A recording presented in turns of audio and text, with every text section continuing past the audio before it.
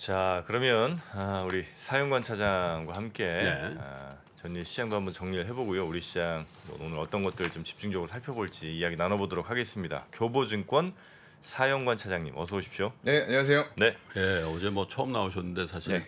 저 지옥문이 열린다는 표현을 하셔서 깜짝 놀랐는데 네, 진짜 열려버렸어요. 그러게 말입니다. 네. 네.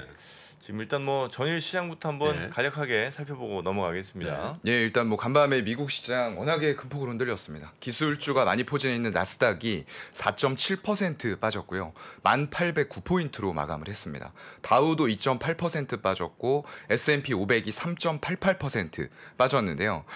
이거 상당히 지금 미국 시장도 지금 어제 제가 차트를 좀 못 보여드렸는데 잠깐 보시게 되면은 다우 이거 지금 다우존스 차트거든요. 네. 일봉상으로 지금 전저점을 이탈하는 음봉들이 연속적으로 3개가 출현이 되면서 일봉상으로 사실 지지선이 안 보여요.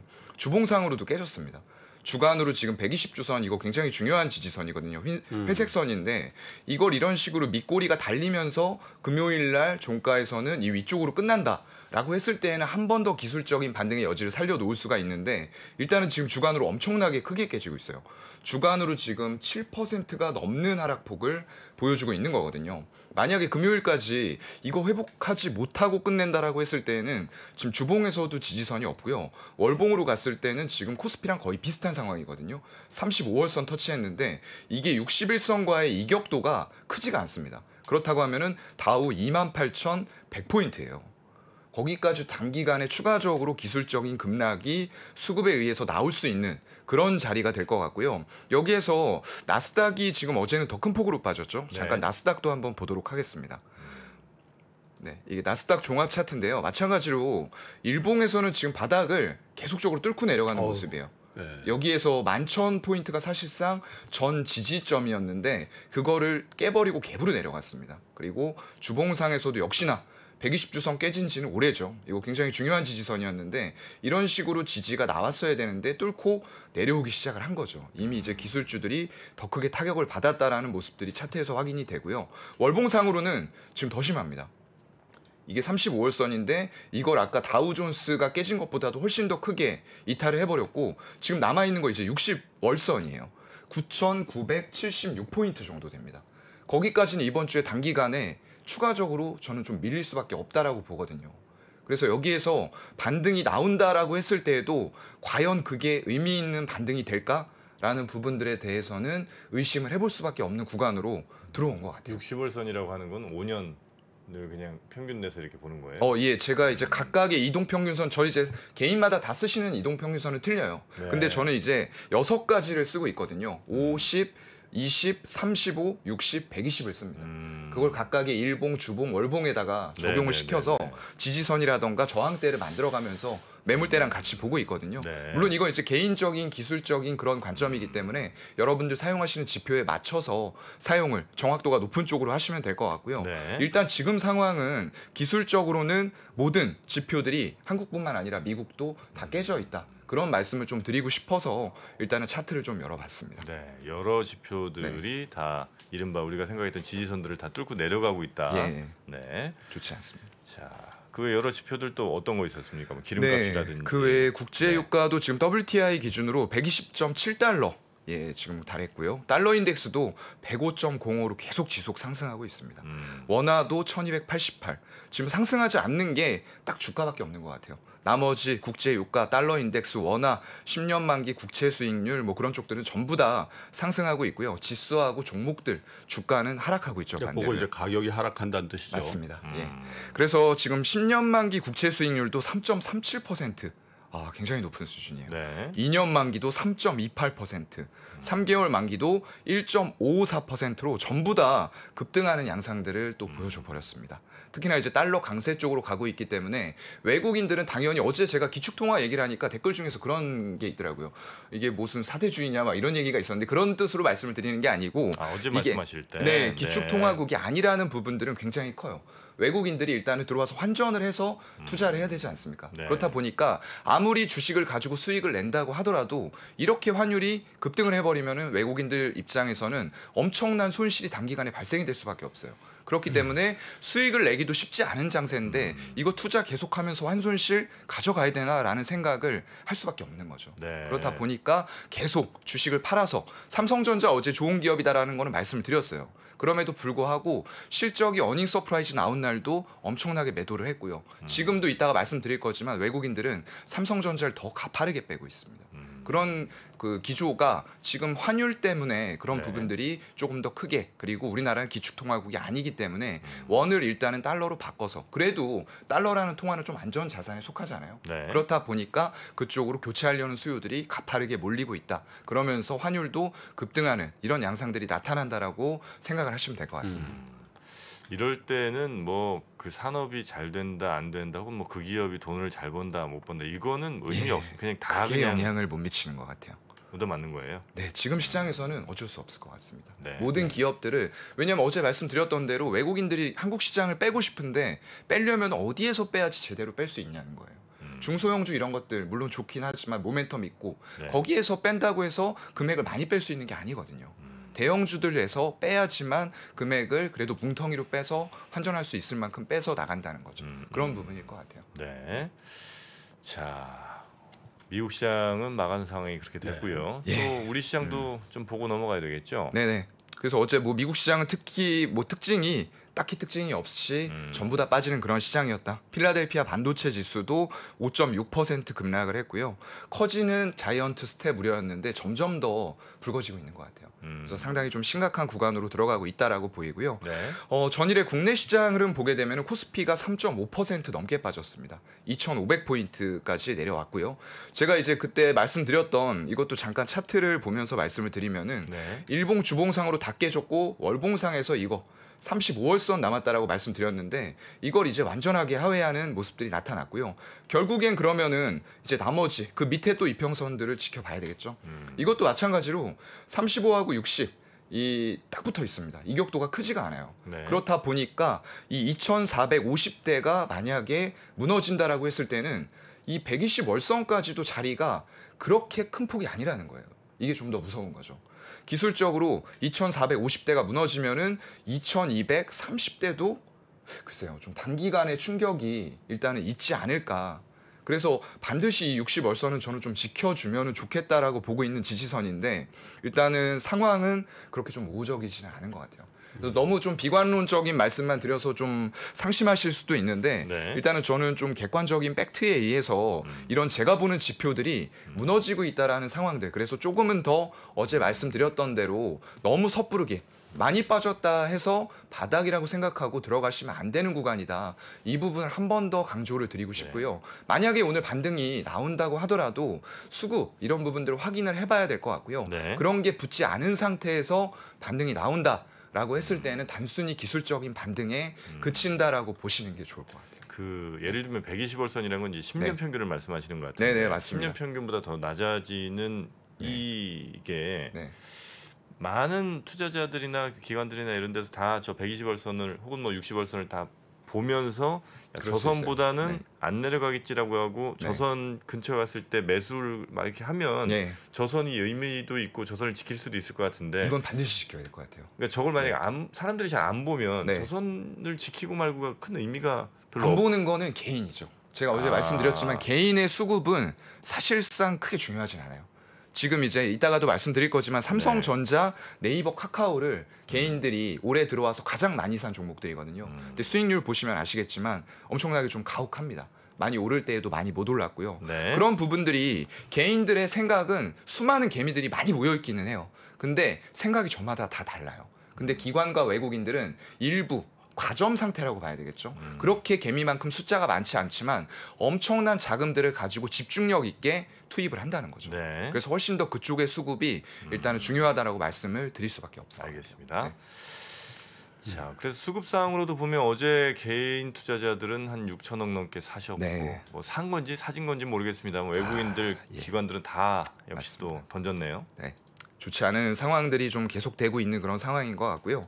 일단 어제 수급을 잠깐 좀 살펴보면요. 네. 말씀해 주신 대로 지금 외국인들이 5천억 넘게 매도를 했고요. 기관도 2,200억의 매도가 나왔습니다. 다행히 기관이 물량을 좀 많이 쏟아붓지는 않았어요. 네네. 이럴 때 이제 외국인들하고 가세해서 금융투자나 연기금 이런 쪽들에서 정말로 같이 5천억 매도했으면은 지수가 정말 더 크게 흔들렸을 수도 있을 것 같은데요. 일단은 기관들은 그렇게 막 발작성 매도를 한 것 같지는 않아요. 네. 그러면서 개인들이 6,700억 가량을 샀는데 여기에서도 이제 크게 제가 시장 흐름을 본 뒤에는 세세하게 업종별로 보고 그 다음에 종목을 또 들어가야 된다라고 말씀을 드렸잖아요. 네. 보시게 되면 전기전자를 2,865억을 샀습니다. 업종 통틀어서 가장 많이 샀죠. 그리고 그 다음이 금융업이에요. 1,600억 샀고요.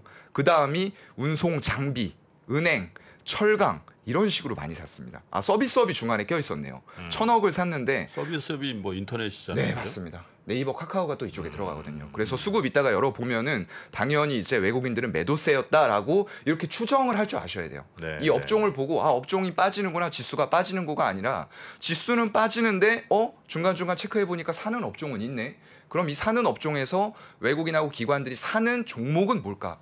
이거를 업종에 어떤 종목들이 들어있는지를 항상 체크를 하면서 공부를 미리 해놓으셔야 돼요. 네. 그래야지 빠지는 시장에서도 이런 업종들은 사고 있으니까 네이버 카카오 쪽을 사고 있겠네라고 생각하면서 사볼 수가 있다는 거죠. 그리고 그런 것들이 이제 가집계상으로 확인이 돼요. 제가 전에 나왔을 때 이제 말씀을 몇 번 드렸었는데 각각의 화면은 다 다릅니다. 증권사마다 다른데 제가 보고 있는 이제 속해 있는 교보증권은 0468이라는 화면에서 지금이 아직 장이 열리지가 않아가지고 확인은 안 되네요. 네. 이 화면에서 보면은 시간대별로 9시 25분, 10시, 11시 반, 1시 반, 2시 반 이런 식으로 하루에 한 4번 정도 가집계가 되거든요.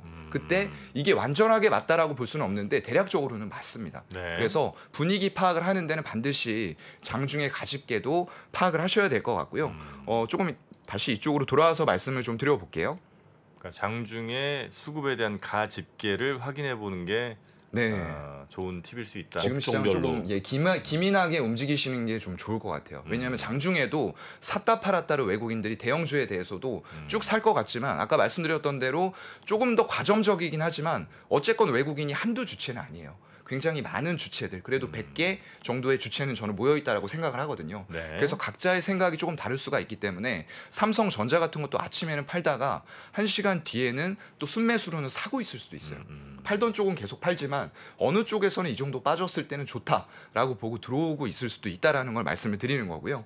그래서 잠깐 아까 이제 슬라이드로 좀 돌아가 보면요. 네. 일단 금융 쪽도 1,500억 매도했고 서비스 500억까지 매도를 다 했는데 특이한 종목이 하나 있습니다. 업종으로 봤을 때 이제 특이한 업종이 하나가 있는데 네. 이 0416 화면 전체의 동향을 보시는 화면이거든요. 잠시 보겠습니다. 네.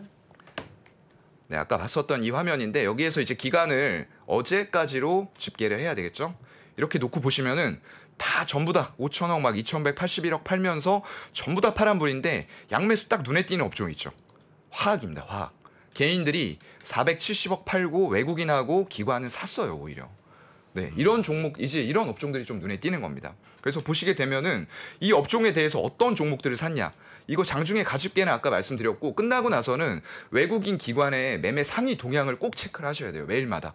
이거 꼭 하셔야 됩니다. 여기 보시면은 어제 날짜로 놓고 보겠습니다. 네. 여기 보시면은 이제 많이 산 것 중에서는 코덱스 200 선물 인버스 이런 거 있어요. 이런 거 조금 이따가 말씀드릴 거고요. 그 밑에 이제 종목 ETF 빼고 종목으로 가봐요.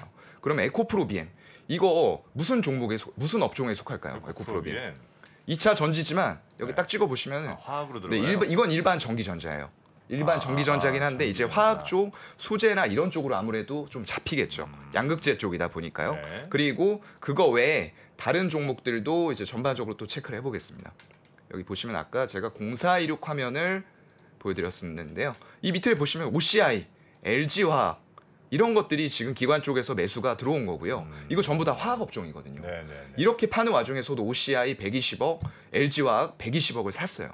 그리고 외국인들 보시면은 LNF 220억 매수했고요. 이것도 이제 화학 쪽으로 속합니다. 네. 그 위에 보면은 SK 이노베이션을 242억을 샀어요. 이거 화학 업종이거든요.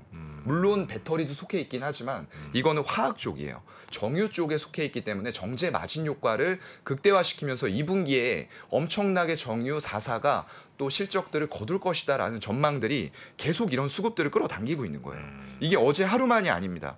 투자 동향 보시게 되면은 잠깐 SK 이노베이션 보고 갈게요. 요즘 같은 시장에서 외국인 이거 보세요. 사는 거 보세요.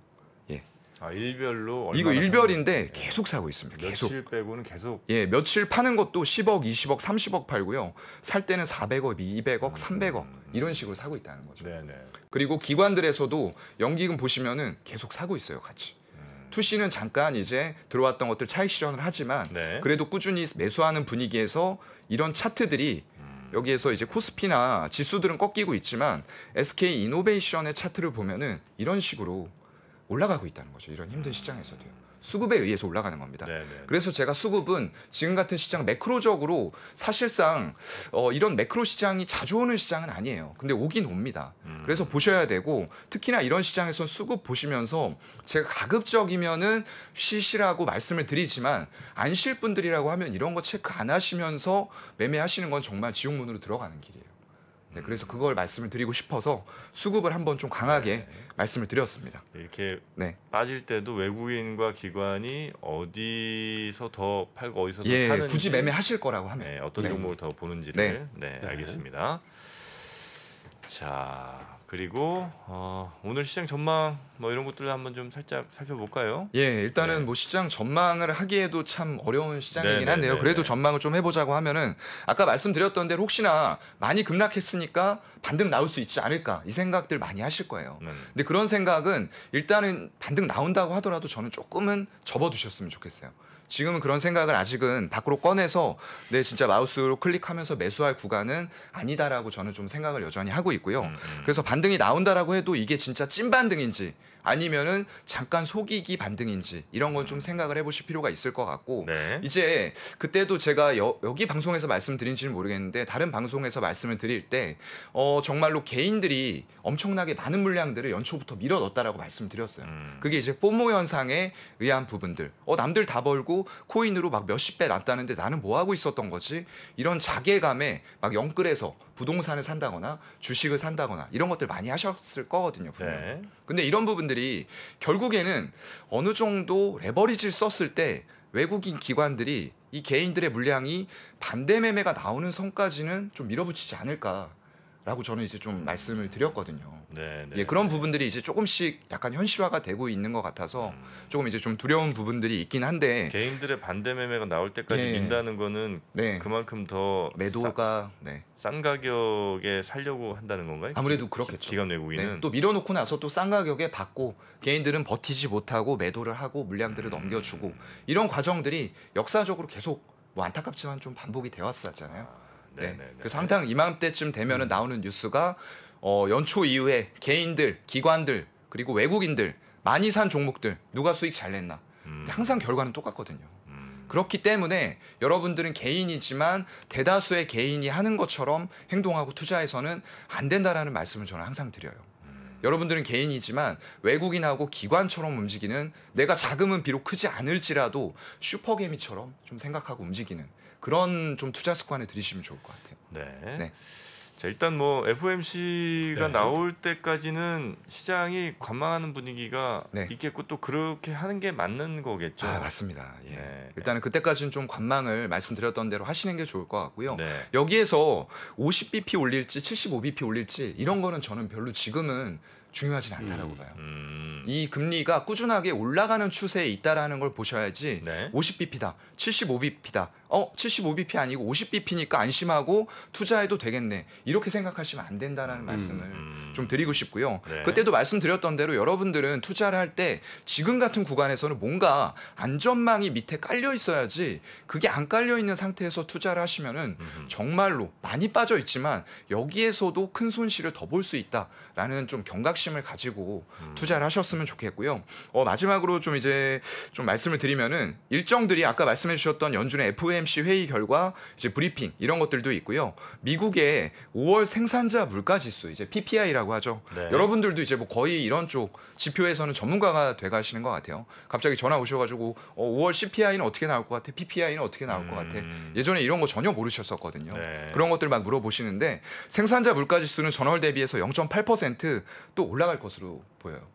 그럼 결국엔 또 악순환입니다. 네. 이 생산 원가가 올라가다 보니까 생산자 물가 지수도 올라가고요. 결국엔 이걸 기업에서 다 부담을 하지 못하면은 최종 소비자들한테 또 전가를 해야 돼요. 네. 그렇다 보면은 또 CPI가 올라가는 이런 악순환들이 반복이 될 수가 있는 그런 시장이거든요. 네. 그리고 5월에 소매 판매가 나오는데 이게 미국의 경제 성장 동력에서 3분의 1을 차지할 정도로 굉장히 중요한 지표입니다. 네. 그렇기 때문에 그게 또 전월 대비해서 0.2%가 올라갈 것으로 전망이 되거든요. 그렇지만 이전 수치 대비해서는 0.9% 증가하면서 또 부진한 이런 상황들을 보일 것으로 보이기 때문에 글쎄요. 지금은 모든 지표나 상황들이 좋지는 않다. 그래서 한 번 더 조심하고 한 번 더 한 번 참을 것을 두 번, 세 번, 네 번까지 참고 결정을 좀 하셨으면 좋겠습니다. 네. 자, 그리고 뭐 시장에 영향을 줄 만한 여러 이슈들 네. 하나하나 좀 네. 짚어보고 넘어가겠습니다. 네, 혹시 시간이 어느 정도? 네, 뭐한 10분 정도 네네. 됐습니다. 그러면은 네. 시장의 이슈는 지금 어제 사실상 이슈가 많지 않은 시장이다 보니까 전일의 좀 특징적인 것들. 왜냐하면 지금 이 방송을 보시는 분들은 약간 좀 매매를 안 하시지는 않을 것 같아요. 시장을 계속 보시면서 참여를 하고 싶어 하시는 분들이다 보니까 조금 더 참여해서 매매할 수 있는 이런 좀 트레이딩 할 수 있는 종목들로 좀 말씀을 드리고 싶고요. 네. 어제 식품하고 사료주가 다시 한번 재상승하는 분위기가 또 연출이 됐습니다. 이런 부분들이 판매가가 지금 원가 인상분이 너무나도 높았는데 네. 이런 것들을 아까 말씀드렸던 대로 최종 소비자한테 전가할 수 있다라는 기대감들이 좀 있는 거죠. 네. 근데 그런 네. 주식들은 약세장에 그렇게 오르더군요. 예, 아무래도 좀 테마성이 끼어 지난번에도. 있습니다. 네. 네. 테마성은 어느 정도 있다라는 부분들은 인정을 하고 갈 수밖에 없을 것 같고요. 그럼에도 불구하고 내가 트레이딩을 어느 정도 하고 싶다. 손절선 잡고서 들어가는 이런 매매는 하고 싶다라는 분들을 위해서 조금 말씀을 이제 드린다라고 좀 생각을 해주시면 좋을 것 같습니다. 네. 그래서 러시아 우크라이나 사태가 워낙에 장기화가 되고 있고요. 이상 기후까지 지금 계속 겹치고 있어요. 이게 지구의 기온이 계속 올라가고 있습니다. 물론 이제 그런 부분들을 방지하기 위해서 온난화라던가 이런 부분 방지하기 위해서 우리가 탄소 중립 이런 부분들 전기차 친환경 이런 쪽을 계속 추구를 하고 있는 거고요. 결국에는 우리가 지구를 지켜야 되지 않겠습니까? 그래서 그런 부분들 때문에 이제 친환경 쪽으로 가고 있고 ESG 이런 쪽들에 대한 부분들이 많이 나오고 있다라는 부분 이해를 하시면 될 것 같고요. 네. 그런 부분 때문에 이제 농산물 공급 부족이 상당히 많이 심각합니다. 네, 이번에 러시아 우크라이나 사태도 있었지만 기후가 좋지 않다 보니까 예전에 생산되던 만큼 생산량이 안 나오는 거예요. 그런 부분들도 영향을 미치고 있고요. 또 더 심각한 것은 이렇게 되니까 각국 예전엔 정말 농업이라고 하면은 가장 기초적이고 1차 산업 아무도 거들떠보지 않는 산업이었어요. 근데 이런 걸 가지고 무기화를 시키고 있습니다. 첨단 산업, 막 휘토류 이런 걸로 무기화를 시키는 게 아니고요. 우리 식량 많이 나오는데 니네는 못 주겠어. 우리 먹을 것도 없어. 이런 식으로 하면서 각국의 식량까지도 무기화가 되어가는 이런 좀 안타까운 현상이 펼쳐지고 있고요. 그래서 종목들 보게 되면 어제 식품 관련주 신송홀딩스죠. 장이 뭐 그겁니다. 이제 고추장, 된장 이런 쪽으로 만들고 있는 쪽인데 대두 가격이 계속 올라가다 보니까 이런 원가의 상승을 소비자들한테 어느 정도 전가시킬 수 있겠다라는 기대감들. 저 상한가를 쳤어요. 샘표 예, 같은 상한가 게. 같습니다. 네. 어제 같은 장에. 네, 네. 특히나 이렇게 시장이 안 좋을 때 이런 쪽들이 더 움직이는 것 같아요. 왜냐면 큰 쪽에서 돈을 빼서 매매를 특별히 할 게 없으니까 개인들이 손절 친 뒤에 움직이는 종목 뭐야? 이거 급등주 뭐야? 체크해 보니까 이런 것들이 움직이고 있는 거예요. 그럼 막 20 몇 %대에 따라가고. 네. 네. 그런 쪽들이 좀 조심해야 되겠네요. 네. 조심해야 됐습니다. 네. 네. 변동성이 위로도 클 수 있지만 이런 종목들은 산 모양 이렇게 올라갔다 이렇게 꺾이는 것도 한순간이거든요. 네. 그래서 정말로 트레이딩에 능통하시고 내가 5% 7%만 되면 기계적으로 나는 손절할 수 있어 라고 하시는 분들 아니면은 웬만하면 그냥 계속 제가 말씀드려왔던 대로 그냥 쉬세요. 쉬시는 게 가장 좋을 것 같습니다. 지금 그 사차장님 말씀하신 저런 종목들이 네. 이게 좋다는 말씀 아닙니다. 좋다는 말씀은 아닙니다. 네네. 어제 급등했다는 얘기고요. 네, 어제 근데 또 특이한- 실적이 딱히 나쁜 것도 아닌데 이런 것들이 이제 제가 예전에 말씀드렸던 종목들이에요. 이게 어느 이런 시대에 맞춰서 올라갈 때는 있는데 그런 게 아니라고 하면 정말 재미없게 1년, 3년, 5년 정말 옆으로 그냥 횡보하면서 개인들을 지치게 만드는 그런 종목들이 될 수도 있거든요. 네. 몇 년에 한 번 나오는 그런 분위기다. 예, 이런 시장에서 움직일 수 있는 그런 종목들인 것 같아요. 네.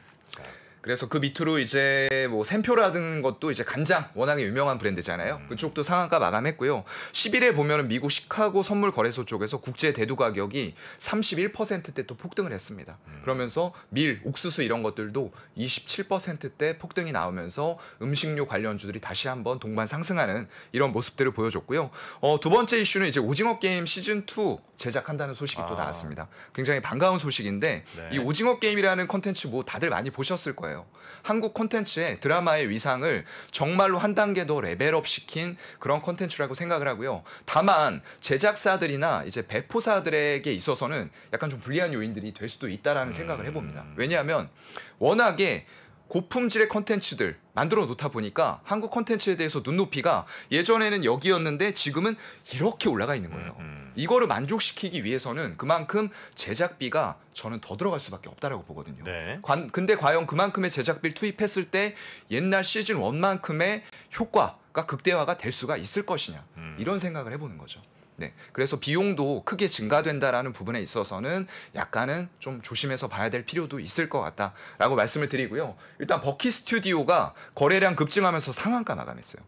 이게 이제 그 배우 정우성 씨하고 이정재 씨가 합작해서 만든 아티스트 컴퍼니라고 있습니다. 네. 그쪽의 지분을 15%를 그냥 가지고 있다라는 부분 때문에 올라갔던 부분이에요. 그러니까 아티스트 컴퍼니 지분을 예, 갖고 예. 있는 지분 버키 보유하고 있기 스튜디오가 때문에. 상한가를 마감했다고요? 네네. 그러니까 아티스트 컴퍼니는 이정재 씨가 있기 때문에 예. 그걸로 올라갔다. 출연 배우시죠.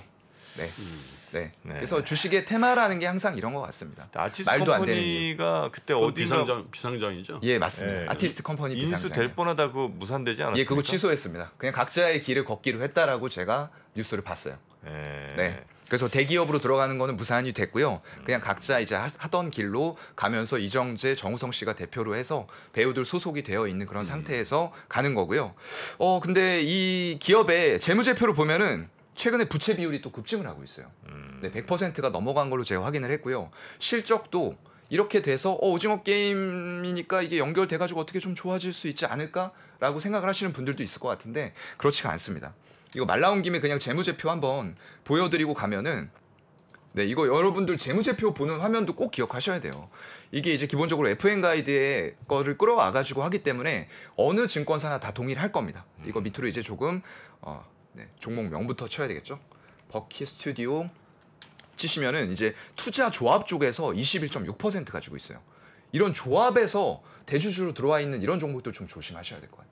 특히나 이제 지분율 낮은 것들 네. 막 2%, 3% 가지고 대주주 역할을 하고 있거든요.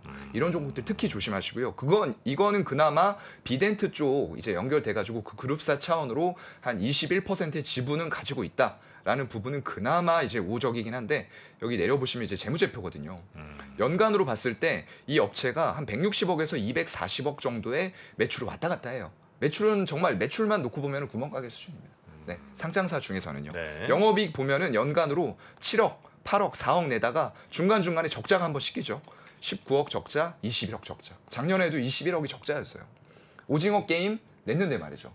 그러니까 이런 것들과 실적이 연동이 되는지 아닌지를 보셔야지 여러분들 뭐 다들 아시겠지만 테마는 그냥 테마로만 보시면서 매매 또는 트레이딩만 하시는 그런 전략을 가져가셔야 될 것 같아요. 아까 말씀드렸던 대로 부채 비율 보세요. 17년도에 14%였습니다. 근데 119%로 급증했다가 또 30%로 줄어들어요. 정말 참 희한한 회사죠. 그랬다가 다시 작년에 100% 넘겨버립니다. 네, 네. 굉장히 불안정한 재무 구조를 가지고 있다라고밖에 말씀을 드릴 수가 없을 것 같습니다. 네, 급상승에 따른 많은 뭐 개인들이 관심을 가지실 수는 있으나 네. 굉장히 조심하셔야 된다는 말씀 예. 네, 드리고요. 그리고 이제 마지막으로요. 네. 이제 특징적인 것들 전일 호수급 종목을 제가 좀 추려봤어요. 네. 그 중에서도 외국인과 기관들이 같이 동시 순매수한 종목들 어느 한쪽보다는 양쪽에서 같이 양매수하는 게 상승의 신뢰도는 저는 더 크다라고 보고 있거든요. 그래서 어제 보면은 근데 안타깝게도 코덱스 200 선물 인버스 2배짜리를 외국인하고 기관들이 가장 많이 샀어요. 제가 집계할 때는 장 끝나고 나서 667억이었는데 지금 아까 보니까 조금 더 매수한 것 같더라고요. 이걸 아예 화면을 보면서 말씀드리겠습니다. 네. 이게 아까 외국인 기관의 각각 매매 상이었는데 저희 탭에서는 이제 동시 순매수가 여기에 또 같이 있어요. 그래서 전일 체크해 보시면은 여기서 잠깐 체크해 보시면은 네. 타이거 차이나 솔 액티브라고 있어요. 이건 이제 중국의 전기차 쪽에 네네. BYD 이런 종목들이 들어와 있는 ETF거든요. 근데 보시면은 외국인하고 기관이 동반 매수하면서 412억의 매수가 지금 이쪽으로 들어왔고요. SK 이노베이션도 마찬가지입니다. 외국인 기관 같이 양매수했죠. 그래서 278억이 들어왔고요. 셀트리온이라던가 이런 종목들도 지금 200억대가 넘는 양매수 들어왔고 그 밑으로는 거의 이제 화학 종목이 많아요. OCI라던가 이런 쪽들이 있고요. 네. 그리고 방산주 중에서는 최근에 좀 올라오고 있는 종목이 현대로템입니다. 지금 K9 자주포는 많이 들어보셨을 거예요. 네네. 근데 이쪽은 K2 전차입니다. 유럽 쪽에서 정말로 이제 우크라이나가 침공당하는 모습들을 보면서 우리도 가능성 있지 않을까라고 생각하면서 이게 전쟁을 일으키기 위한 무기 수입이 아니고요. 평화를 유지하기 위한 비용이 점점 더 커지고 있는 거예요. 그렇다 보니까 K2 전차에 대해서 이제 관심을 보이면서 유럽 쪽에서 이런 무기들을 수입할 수도 있겠다. 수주 기대감 이런 것들이 반영이 되면서 현대로템도 최근 같은 시장에서 굉장히 어려운데 굉장히 좋은 수급에 의한 견조한 차트를 보여주고 있는 종목 중에 이제 하나죠. 네. 네, 이게 지금 현대로템의 차트입니다. 일봉 차트죠. 여기 일봉상에서 1월 말에 17,000원대 바닥 잡고 올라오고 있는 모습이죠. 그래서 여기 전저점 1월 중순에 22,800원대에서 걸려 있는데요. 윗꼬리가 좀 달리고 있잖아요. 예, 딱 걸리고 있는데 이것만 수급에 의해서 계속 유지된다라고 했을 땐 시장 어려워도 저는 한 26,000원대까지는 단기간에 쏘지 않을까라고 보고 있는 종목이에요. 네. 근데 이건 개인적인 의견이니까 참고만 하셔가지고 네. 중간에 또 수급이 아까 말씀드렸던 대로 굉장히 빠르게 전환이 될 수 있습니다. 이런 것들 체크를 하시면서 보셔야지 제가 말씀드린 게 계속적으로 이게 유효하지는 않아요. 네, 네, 네, 그거 좀 체크하셨으면 좋겠습니다. 알겠습니다. 자, 오늘 아침 우리 개인 투자자분들이 좀 알고 가야 될, 체크해야 될 것들. 어제 왜 올랐나 좀 갸우뚱할 만한 종목들 위주로 소개해 주셨네요. 예, 그래서 그걸 말씀을 좀 드리고 조심하시라는 싶었어요. 얘기고요. 이런 네. 시장에서도 아직은 수급이 살아있는 종목들이 있긴 하지만 그래도 시장 전체의 매크로적인 상황이 너무나도 좋지 않기 때문에 웬만큼 대응하실 수 있는 개인들이나 정말로 트레이딩에 최적화된 분들이 아니라고 하면은 웬만큼은 좀 쉬고 가셨으면 좋겠다. 그 말씀 오늘도 드리고 싶습니다. 네. 네. 자, 오늘 교보증권의 사영관 차장과 함께 했습니다. 오늘 아침도 고생 많으셨고요. 내일도 잘 부탁드리겠습니다. 네, 고맙습니다. 네, 고맙습니다. 최준영 박사의 위즈덤 칼리지 강의 개별 판매가 시작됩니다. 정말 많은 분들이 요청해 주셨고요. 저희가 고민 끝에 결정하게 됐습니다. 역사의 지혜 12시간의 강의 그리고 4시간의 Q&A 세션 총 16시간 분량으로 27만 9천원에 수강하실 수 있습니다. 최준영 박사님의 개별 강의를 기다리셨던 분들은 지금 바로 아래 링크를 클릭한 후에 신청하시면 되겠습니다. 문의사항은 010-3898-2324 문자로 혹은 전화로 주시면 되겠습니다.